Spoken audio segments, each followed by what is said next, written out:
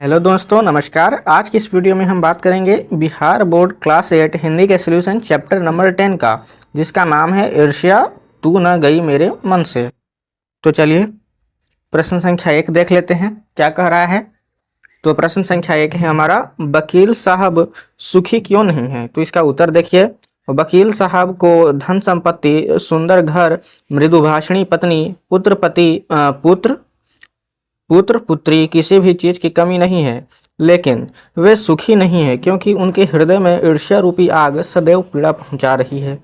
उनके बगल का एक बीमा एजेंट का चमक दमक, आमदनी, गाड़ी इत्यादि सभी उन्हीं को क्यों नहीं हो जाता है। अर्थात किसी दूसरे को सुख सुविधा या आय क्यों। ईर्ष्या के कारण वे सदैव चिंतित और दुखी रहा करते थे। उन्हें सब सुख रहते हुए भी सुख नहीं थे। तो चलिए प्रश्न संख्या 2 देख लेते हैं। ईर्ष्या को अनोखा वरदान क्यों कहा गया है। उत्तर, ईर्ष्या को अनोखा वरदान इसलिए कहा गया है कि जिसके हृदय में यह अपना घर बना लेता है उसको प्राप्त सुख के आनंद से वंचित कर देता है। ऐसा व्यक्ति जिसके हृदय में ईर्ष्या होती है उसे अप्राप्त सुख दंश की तरह दर्द होता है।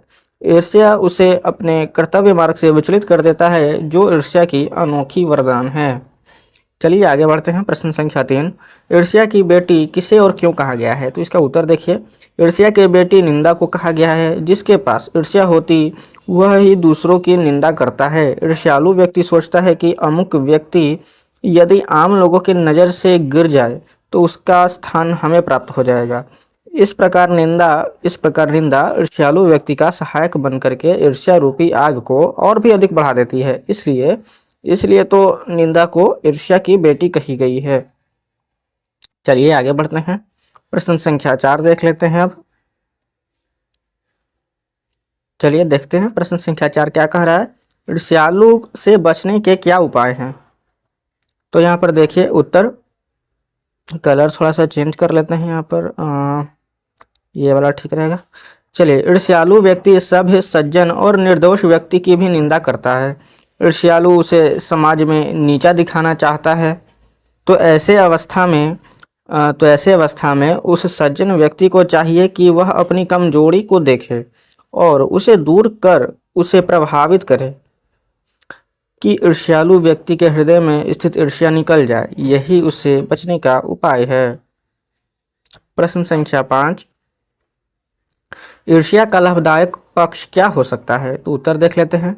ईर्ष्या से स्पर्धा होती है। जब स्पर्धा की बात ईर्ष्या से होती है तो वह आदमी अपने कर्म बदौलत अपने प्रतिद्वंदी को पछाड़ना चाहता है। इससे ईर्ष्यालु व्यक्ति में उन्नति होता है। इस प्रकार स्पर्धा ईर्ष्या का लाभदायक पक्ष साबित हो सकता है। चलिए तो पाठ के आगे का जो प्रश्न होते हैं वो देख लेते हैं। तो पाठ से आगे वाला प्रश्न देख लीजिए। प्रश्न संख्या 1, नीचे दिए गए कथनों का अर्थ समझाइए। पहला, जो लोग नए मूल्यों का निर्माण करने वाले हैं वे बाजार में नहीं बसते, वे शोहरत के पास भी नहीं रहते। चलिए इसका अर्थ देखिए, जो लोग ईर्ष्यालु से बचना चाहते हैं अथवा नए मूल्यों का निर्माण करना चाहते हैं वे बाजार में नहीं बसते, वे यश या अपयश की भी चिंता नहीं करते। चलिए दूसरा देखते हैं। ख नंबर, आदमी में जो गुण महान समझे जाते हैं उन्हीं के चलते लोग उससे जलते भी हैं। इसका उत्तर देखिए, किसी व्यक्ति में जब कोई महान गुण आ जाता है तो दूसरे व्यक्ति उससे जलते हैं। ईर्ष्यालु व्यक्ति को किसी व्यक्ति की महानता जलने को विवश कर देती है। ग देखिए, चिंता चिता समान होती है। अर्थ देखिए, चिंता चिता समान होती है अर्थात जिसे चिंता हो जाती है उस व्यक्ति की जिंदगी ही खराब हो जाती है। वह व्यक्ति को गला करके रख देती है। चिंता वाला व्यक्ति या चिंता करने वाला व्यक्ति अपने कर्तव्य को भूल जाता है तथा उसकी अवनति होने लगती है। चलिए आगे बढ़ते हैं। प्रश्न संख्या 2 देख लेते हैं अब। अपने जीवन की किसी घटना के बारे में बताइए जब पहला, किसी को आपसे ईर्ष्या हुई हो। तो इसका उत्तर देखिए, एक सहपाठी को हमसे ईर्ष्या हो गई, कारण कि मैं अपने वर्ग में प्रथम आया करता हूँ। हमारा गुण शिक्षकों का भी ध्यान, हमारा यहाँ पर गुण नहीं होगा, यहाँ पर होगा हमारा शिक्षकों का भी ध्यान हमारी ओर आकर्षित कर लिया अच्छा यहाँ पर देखिए दोस्तों, यहाँ पर गुण ही होगा तो सही लगेगा यहाँ पर पढ़ने में। हमारा गुण शिक्षकों का भी ध्यान हमारी ओर आकर्षित कर लिया था। शिक्षक हमें बराबर प्रोत्साहित करते रहते थे। वे ईर्ष्यालु सहपाठी हमारे बारे में शिक्षकों को झूठी शिकायत करने लगे। थोड़ी देर के लिए हमारे शिक्षक भी उससे प्रभावित हुए तथा शिकायत हमारे अभिभावक को भी शिक्षक के माध्यम से मिल गया। मैंने सोच लिया कि यह शिकायत कैसे दूर होगी। मैं अगले दिन शिक्षकों के साथ विद्यालय से निकलने लगा। कुछ ही दिनों में शिकायत झूठी है शिक्षक और अभिभावक के समझ में आ गया तो उन्होंने उस विद्यार्थी को ही डांट करके शिकायत को झूठा साबित कर दिया। देखिए दोस्तों, आपको मैं तो कहूँगा कि इतना बड़ा बड़ा आंसर आप नहीं लिखे तो बढ़िया है। सिर्फ आपको जो भी समझ में आ रहा हो अपने हिसाब से उसे ही लिखें। यहाँ पर देखिए ये स्टोरी बहुत भी बड़ा लग रहा है आपको, तो इसे छोटा करके अपने शब्दों में लिख सकते हैं। चलिए ख नंबर देख लेते हैं। आपको किसी से ईर्ष्या हुई हो? तो उत्तर देखिए यहाँ पर, हमें भी अपने वर्ग के एक सहपाठी से ईर्ष्या हुई कि वह वर्ग में प्रथम क्यों आता है, मैं भी प्रथम क्यों नहीं आता हूँ। वह ईर्ष्या स्पर्धा में बदल करके हमने जाना कि वह कितना मेहनत करता है। मैं उससे अधिक समय पठन पाठन में दे करके उसी साल उससे आगे बढ़ करके प्रथम आ गया। चलिए तीसरा देखिए प्रश्न, अपने मन से ईर्ष्या का भाव निकालने के लिए क्या करना चाहिए? उत्तर देखिए, अपने मन से ईर्ष्या का भाव निकालने के लिए हमें स्पर्धा का भाव ला करके अपने कर्तव्य में गति लाना चाहिए। मानसिक अनुशासन अपने में ला करके फालतू बातों पर ध्यान नहीं देना चाहिए तथा यह हमें पता लगाना चाहिए कि किस अभाव के कारण हमें ईर्ष्या का उदय हुआ। उसकी पूर्ति इस स्पर्धा से कर ईर्ष्या से दूर हो सकते हैं। चलिए व्याकरण के प्रश्न देख लेते हैं। यहाँ पर क्या कह रहा है, देखिए व्याकरण के प्रश्न। प्रश्न संख्या 1, निम्नलिखित शब्दों का वाक्यों में प्रयोग करिए। तो इसका उत्तर देखिए, पहला मृदुभाषिणी, वकील साहब की पत्नी मृदुभाषिणी थी। दूसरा चिंता, तो चिंता चिता के समान है, ये बना सकते हैं। तीसरा सुकर्म, तो सुकर्म से सुयश मिलता है, ये बना सकते हैं। चौथा बाजार, तो बाजार रविवार को बंद रहता है, ये बना सकते हैं। पांचवा जिज्ञासा, तो हमें किसी बात की जानकारी करने की जिज्ञासा होनी चाहिए। अपने मन से भी आप वाक्य बना सकते हैं, फिर भी हम आपको बता दिए हैं।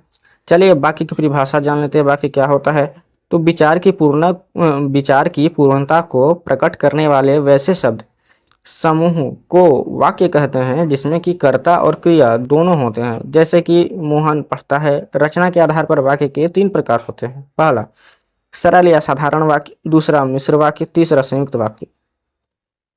चलिए प्रश्न संख्या 2, बॉक्स में दिए गई जानकारी के आधार पर तीनों प्रकार के वाक्यों का 2-2 उदाहरण पाठ से चुन करके लिखिए। तो उत्तर देखिए, पहला सरल वाक्य के 2 उदाहरण यहाँ पर, ईर्ष्या का काम जलाना है, दूसरा चिंता चिता समान है। दूसरा मिश्र वाक्य के उदाहरण देखिए यहाँ पर। वाक्य पहला हो जाएगा हमारा क्या कि ईर्ष्या उसी को जलाती है जिसके हृदय में जन्म लेती है, और दूसरा यहाँ पर हो जाएगा मेरे घर के बगल में वकील रहते हैं जो खाने पीने से अच्छे हैं। चलिए संयुक्त वाक्य के अब देख लेते हैं। वकील साहब के बाल बच्चों से भरा पूरा परिवार, नौकर भी सुख देने वाला और पत्नी भी अत्यंत मृदुभाषिणी थी। और दूसरा देखिए यहाँ पर, ईश्वर चंद्र विद्यासागर जब इस तरबूजे से होकर गुजरे तब उन्होंने एक सूत्र कहा, तुम्हारी निंदा वही करेगा जिसकी तुमने भलाई की है।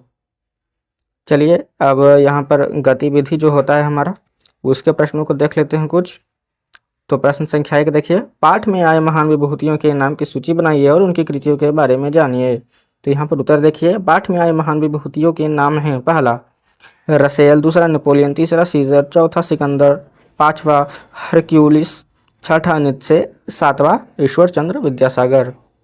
तो देखिए दोस्तों, इस चैप्टर में सिर्फ इतने ही प्रश्न थे जिसका सोल्यूशन हम आपको करा दिए हैं। तो चैप्टर नंबर 10 हमारा समाप्त हुआ और अगले वीडियो में हम आपको चैप्टर नंबर 11 के सोल्यूशन के साथ मिलेंगे।